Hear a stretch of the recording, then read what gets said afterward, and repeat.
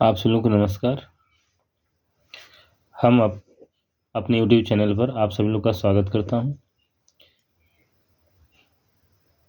हम आज एक नया टॉपिक लेकर चल रहे हैं जिसका नाम है रैखिक प्रोग्रामर, जिसको हम लोग बोलते हैं लीनियर प्रोग्रामिंग बोलते हैं। ये आपके पेपर में 5 से लेकर 6 नंबर का सवाल यहाँ से आता है और एक क्वेश्चन आपका जो है लॉन्ग होता है और एक क्वेश्चन आपका जो है ऑब्जेक्टिव में भी आपका आ सकता है, जिसमें वो आपका दे सकता है अधिकतम और न्यूनतम मान ज्ञात करने के लिए और कोने बिंदु ज्ञात करने के लिए। तो आज हम इसको स्टार्ट करते हैं। यहाँ पर आप ध्यान से इसके बारे में देखिएगा और सुनिएगा, और अच्छा लगेगा तो वीडियो को शेयर भी कीजिएगा, लाइक और सब्सक्राइब भी कीजिएगा। देखिएगा, दिया गया है रैखिक प्रोग्रामर, लीनियर प्रोग्रामर, रैखिक असमीकाएं जिसको बोलते हैं लीनियर इनइक्वलिटीज बोलते हैं। एक रैखिक असमीका या असमीकरण को रैखिक कहा जाता है। एक रैखिक असमीका या असमीकरण को रैखिक असमीका या रैखिक कहा जाता है यदि प्रत्येक चर की घात 1 हो तथा चरों के गुणनफल का कोई पद उपस्थित न हो। जैसे पहला पॉइंट आपका दिया है, एक चर राशि वाली रैखिक असमीका जिसमें केवल चर राशि हो, एक चर राशि वाली रैखिक असमीका कहलाती है।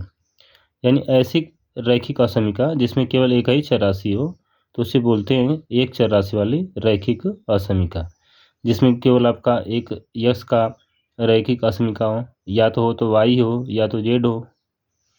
पॉइंट नंबर 2, दो चर राशि वाली रैखिक असमीका। रैखिक असमीका जिसमें केवल दो चर राशियाँ हो, दो चर राशि वाली रैखिक असमीकाएं कहते हैं। जिसमें एक्स और वाई दोनों साथ में हो उसे बोलेंगे दो चर वाले रैखिक असमीकाएं। इसके बाद आपका दिया गया है जो हेडिंग है रैखिक प्रोग्रामन समस्या। रैखिक प्रोग्रामन समस्या, लीनियर प्रोग्रामिंग प्रॉब्लम। रैखिक प्रोग्रामिंग समस्या को बोलते हैं लीनियर प्रोग्रामिंग प्रॉब्लम्स। एक रैखिक प्रोग्रामन समस्या वह समस्या है जो अनेक चरों के एक रैखिक फलन या ऑब्जेक्ट फंक्शन या उद्देश्य फलन का एक इष्टतम सुसंगत मान अथवा अनुकूलतम सुसंगत मान, अधिकतम या न्यूनतम मान ज्ञात करने से संबंधित है। जबकि चर ऋणोत्तर पूर्णांक है तथा सभी रैखिक असमीकाओं के समुच्चय रैखिक विरोधों को संतुष्ट करते हो तो उसे बोलेंगे वह क्या है, रैखिक प्रोग्रामन समस्या है। ठीक, रैखिक प्रोग्रामन का गणितीय रूप। रैखिक प्रोग्रामन समस्या का सामान्य गणितीय रूप इस प्रकार होता है कि जैसे उद्देश्य फलन z बराबर c1x प्लस c2y, विरोधों का निकाय a1x plus b1y is less than equal to d। ये आपका क्या है, ये less than equal to d, और a2x plus b2y is less than equal to d2 इत्यादि है। तथा ऋणोत्तर विरोध x is greater than equal to 0, y is greater than equal to 0 है। यानी x का मान 0 से बड़ा हो या बराबर हो, y का मान 0 से बड़ा या बराबर हो तो उसे बोलेंगे वह क्या है, ऋणोत्तर विरोध है। ऋणोत्तर विरोध है। आगे देखते हैं, क्वेश्चन दिया गया है निम्न विरोधों x plus y is less than equal to 8 और 3x plus 5y is greater than equal to 15, x greater than equal to 0, y greater than equal to 0 के अंतर्गत z बराबर x प्लस 3y का न्यूनतम मान हमको ज्ञात करना है। ठीक, तो समीकरण x plus y is less than equal to 8, 3x plus 5y is greater than equal to 15, x greater than equal to 0 और y greater than equal to 0 ये दिया गया है। तो दिए गए विरोधों को समीकरण रूप में निम्न प्रकार लिखा जा सकता है। तो x प्लस वाई बराबर 8, ये जो आपका असमीका दिया गया था उसको लिख दिया x प्लस वाई बराबर 8, समीकरण नंबर 1। दूसरा वाला 3x प्लस 5y बराबर 15, फिर इसके बाद ले सकते हैं x बराबर 0 कामा y बराबर 0, समीकरण नंबर 3 हो गया। समीकरण 1, 2 और 3 से हम यहाँ पर लिखेंगे समीकरण x प्लस वाई बराबर 8 के लिए सारणी बनाएंगे। तो इस तरह से बनाएंगे यह x और y।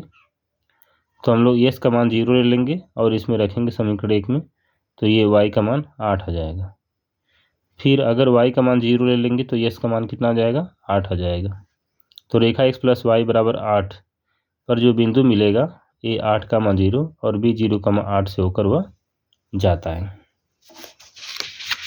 ठीक, दूसरी बात,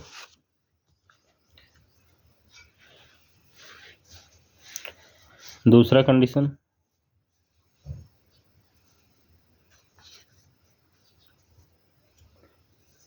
बिंदु 0 का मान 0 पर और समीकरण x plus y is less than equal to 8। तो 0 plus 0 is less than equal to 8, 0 is less than equal to 8। 8 0 से बड़ा है पर बराबर नहीं है, ये सत्य है। 8 0 से क्या है, बड़ा है। जब 8 0 से बड़ा होता है या कोई संख्या जब 0 से बड़ी होती है तो वह हमेशा उसका जो आलेख खींचा जाएगा मूल बिंदु की तरफ होगा, यानी अर्धतल किधर होगा, मूल बिंदु की ओर होगा।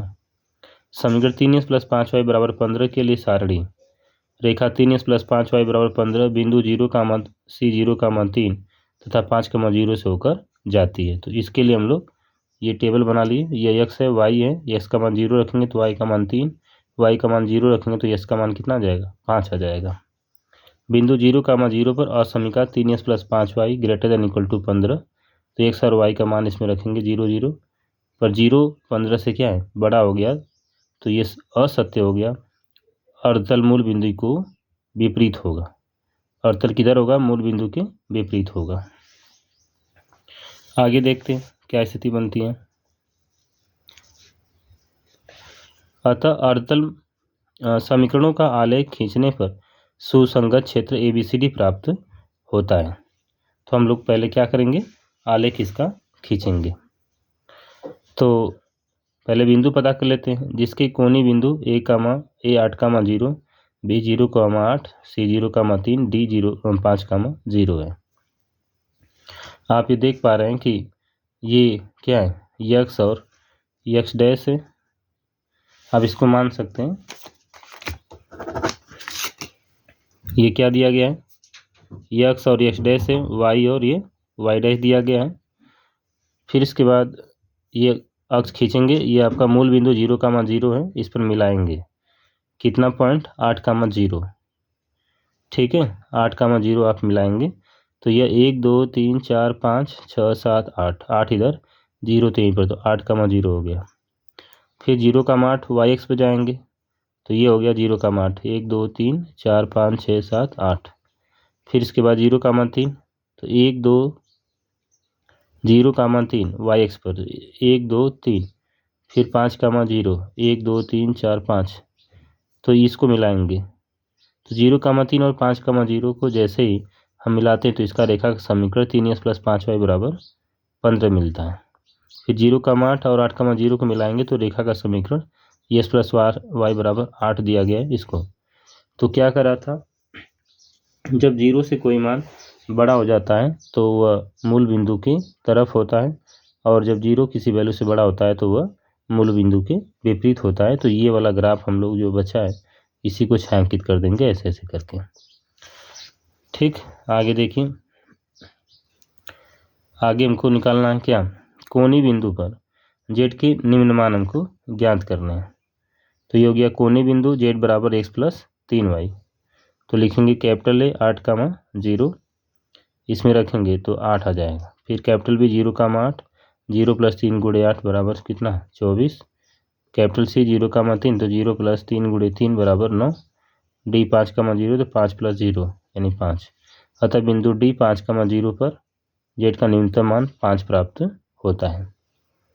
ठीक है ना, बिंदु D 5 का मान कितना है, 0 है, पर z का न्यूनतम मान कितना प्राप्त होता है, 5 प्राप्त होता है। तो यही हमारा क्या है, आंसर है। ठीक है ना।